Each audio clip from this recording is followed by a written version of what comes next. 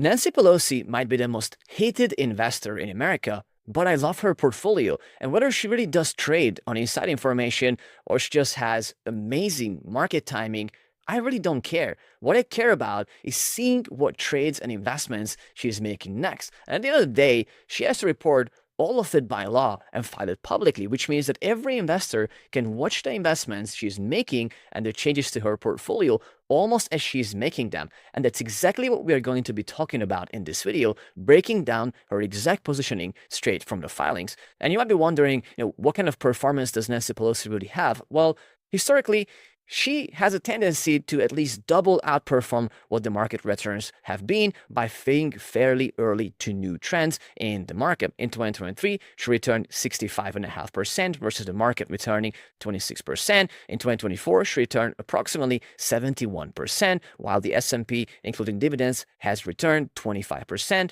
in 2025, she slightly outperformed the market. It was kind of a slow year considering her historical performance in previous years. And by the end of this video, you will note three things. One, she just made two really big investments that are completely new trades in her portfolio, deploying over $10 million combined. This is probably the most interesting part. So we're going to cover which ones, what her thesis is around them. Number two is whether you should be considering copying her trades with your own money. And number three is what we can learn from how she outperformed the market and the way she's managing and structuring her own investment portfolio. Now, when we look at her portfolio, she has a quite concentrated one with 8 core positions, making up approximately 80% of that portfolio.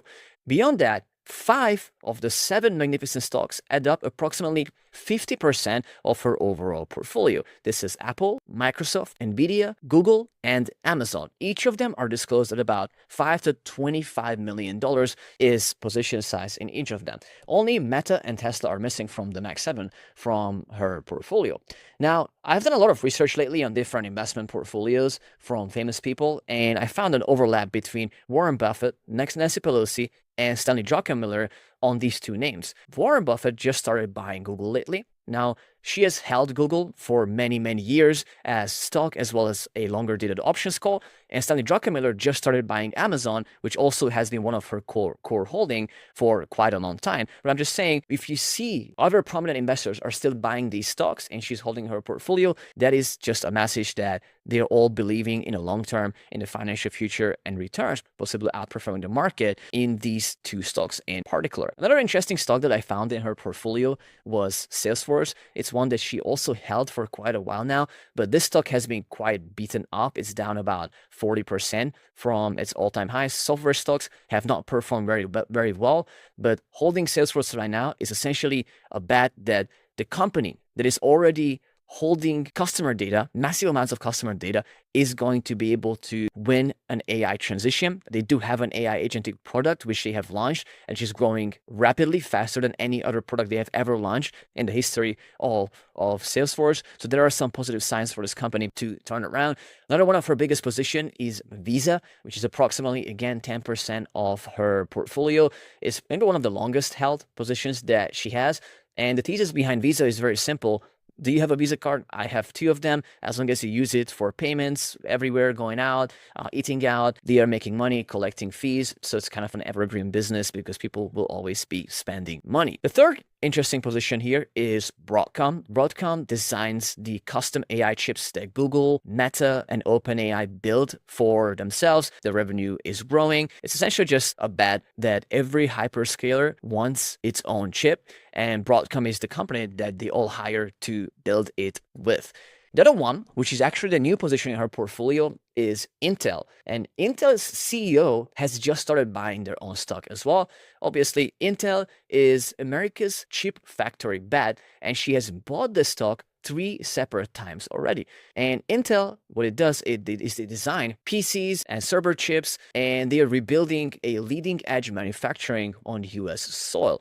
She has calls expiring in May 2027. She has more calls expiring in July and June 2027 as well, approximately 5 months after she's leaving the office. So this is one stock that we have seen, again, insiders, politicians accumulating quite significantly. And it's very clear that when it comes to Intel, Nancy Pelosi specifically, she's been dollar cost averaging and building this position over time. And we can see it right here. She essentially started buying it after the stock has already tripled because it went from about $40 to about $114. And these are the prices where she kept buying them, even at $92. So right now, if you were to start buying Intel, you would essentially have a better entry point than Nancy Pelosi herself. The other new stock that she bought is Bloom Energy. She bought 15,000 shares of a company that she has never held shares in before.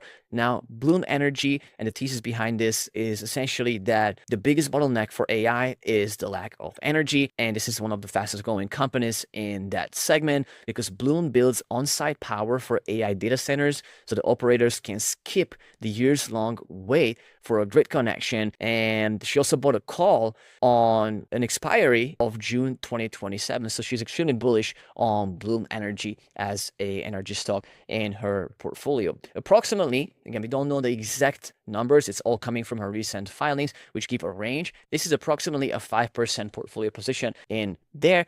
And if you look at Bloom Energy's stock price, it hit close to $350 a couple of months ago. And her two buys came after that, approximately $185 and $166 entry points into Bloom Energy from Nancy Pelosi.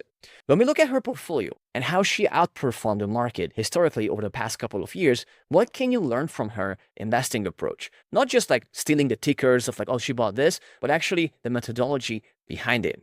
Well, the first thing is that part of her outperformance has come because she has always run a leveraged book, which means that she didn't just have simple stock holdings. Next to that, she has always used long-dated options calls to get bigger size returns, which means she was okay with the volatility in the market and more fluctuation in order to take bigger risk, in order to potentially get bigger returns. And in her case, it did work out very well. But again, her approach is a mix of long-dated options plus spot holdings of stocks that she thinks are going to grow very rapidly. The methodology that she's using for options specifically is that she's buying long-dated calls far below the share price itself. And what that does is, let's say if you buy a simple stock, then if you don't have a stop loss, there's really no floor on the downside of that. But because she's using leverage, the way her options trades are structured is that she essentially has kind of like a stop loss set at one point where the price is set, no matter what the stock performs, but the upside is the exact same.